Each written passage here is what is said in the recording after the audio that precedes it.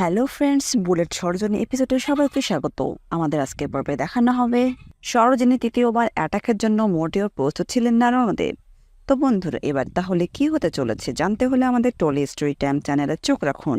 সরোজিনীকে দ্বিতীয়বার মারার প্ল্যান করায় রণদেব চ্যাটার্জি হসপিটাল থেকে বাড়িতে নিয়ে আসতে চায়, কিন্তু ডক্টররা তাকে বলে সরোজিনী এখনো পুরোপুরি সুস্থ হয়নি, এনাকে বাড়িতে নিয়ে গেলে ট্রিটমেন্ট হবে কিভাবে। রণদেব বলে, আমিও ট্রিটমেন্ট করব। আমি আপনাদের বলেছিলাম না ওর সব দায়িত্ব আমার, তাই ও সুস্থ করার দায়িত্ব আমার। এই বলে সরোজিনীকে হসপিটাল থেকে সোজা বাড়িতে নিয়ে যায়। অন্যদিকে ডানা হসপিটালে সবার সামনে সরোজের দাদাকে কিস করায়। রাগিনী চ্যাটার্জি অত্যন্ত রেগে আছে ডানার উপর, আর তাই ডানাকে বলে, তুমি কেন এই কাজটা করলে? এই হসপিটালে সবার সামনে আমার মান সম্মান শেষ করে দিলে তুমি। ডানা বলে, আমি তো কেবল শুরু করেছি মা, এখনো শেষ হয়নি, আরো অনেক কিছু করার বাকি আছে। ঠিক তখনই রাগিনী চ্যাটার্জি ডানার উপর হাত তুলতে ধরে আর হাতটাও ধরে ফেলে ডানা। ডানা বলে, তুমি আমাকে মারবে মা, আর আমি সে মার বসে বসে খাবো? এটা তো কখনো হতে পারে না।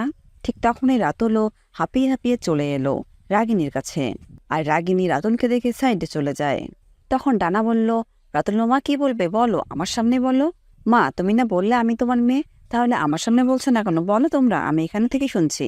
এদিকে রণ সরোজিনীকে নিয়ে বাড়িতে আসলো। ডানা বলল, এ দাদা ভাই, তুই সরোজকে নিয়ে বাড়িতে আসলি কেন? কি হয়েছে?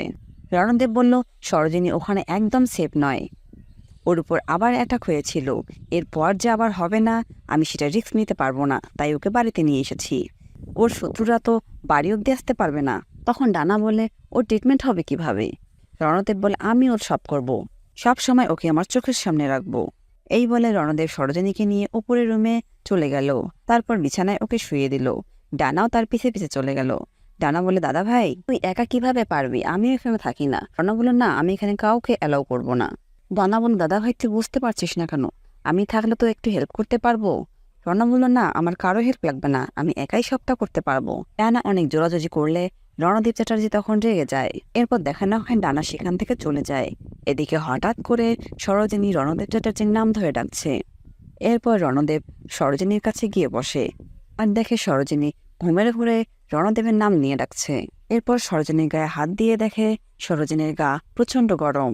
রণদেব বলে, তাহলে কি সরোজিনীর জ্বর হয়েছে?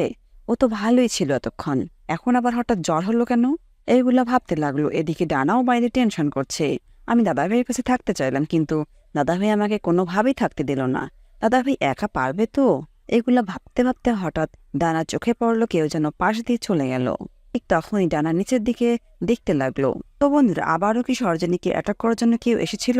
কিন্তু কে এসেছিল জানতে হলে আমাদের টলি স্টোরি টাইম চ্যানেলের পাশে থাকুন, আর আপনাদের সুন্দর মতামত আমাদের কমেন্ট বক্সে কমেন্ট করে জানাবেন।